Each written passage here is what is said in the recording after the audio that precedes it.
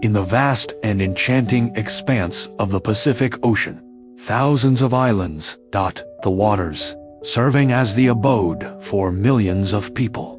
These islands, renowned for their distinctive cultures and rich biodiversity, have long been a source of wonder and beauty. However, lurking beneath the ocean's glistening waves is a menacing and ever-growing threat, one that is quietly yet relentlessly transforming lives and landscapes.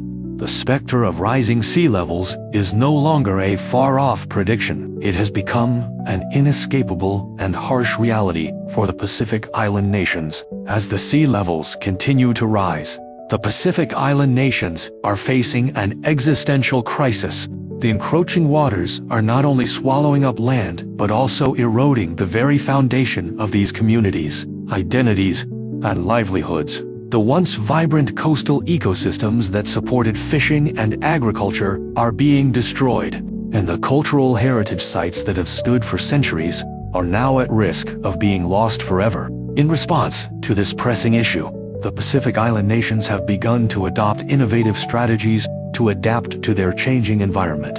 One such strategy is the construction of seawalls and the restoration of mangrove forests, which act as natural barriers against storm surges and erosion. Additionally, these nations are investing in sustainable agriculture practices that can withstand saline conditions, ensuring food security for their populations.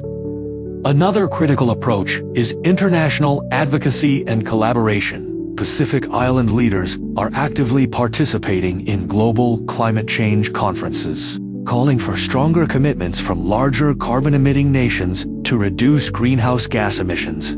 They are also seeking financial and technical support to implement climate-resilient infrastructure and to develop early warning systems for extreme weather events.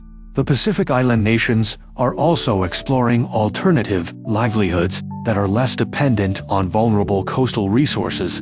This includes promoting ecotourism and the development of renewable energy sources, such as solar and wind power, to reduce their carbon footprint and create a more sustainable future. Over the past century, the global sea level has ascended by approximately 8 inches. Although this increment may seem relatively modest at first glance, for the low-lying atolls that constitute many Pacific Island nations, even the slightest elevation can spell the difference between dry land and inundation, between a cherished home and forced exile.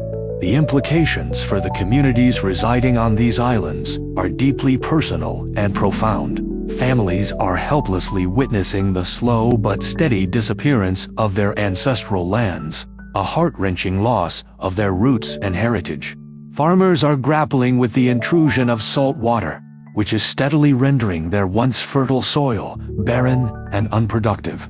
Fishermen, too, are facing an uphill battle as the capricious changes in ocean currents disrupt the delicate marine ecosystems upon which they depend for their livelihoods. Experts warn that if current trends persist and global warming remains unchecked, the situation is likely to deteriorate further.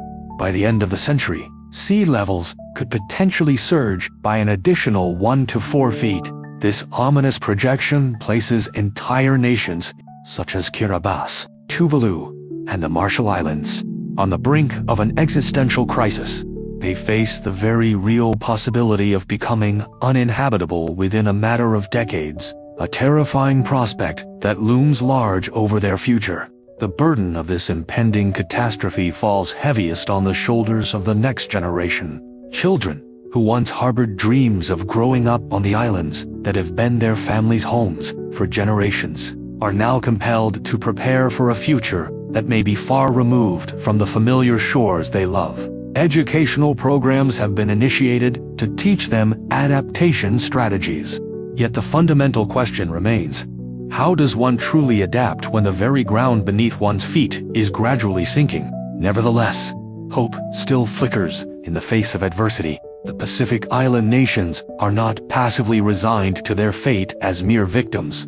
They are a resilient and united force, their voices ringing out in unison, demanding global action. They are ardent advocates for ambitious climate policies, imploring the international community to uphold the commitments made under agreements like the Paris Accord. Their struggle is not only about their own survival, but also about safeguarding their unique heritage, cultural identity, and cherished way of life. It is a fight that concerns us all, for the rising seas pose a challenge that compels us to reevaluate our collective responsibilities to one another and to the planet we share. If we act in concert and with urgency, we can still ensure that these islands endure and thrive, that they remain more than just fading memories in the annals of history. The ocean, after all, binds us all together, and it is incumbent upon us to take decisive action before it is too late.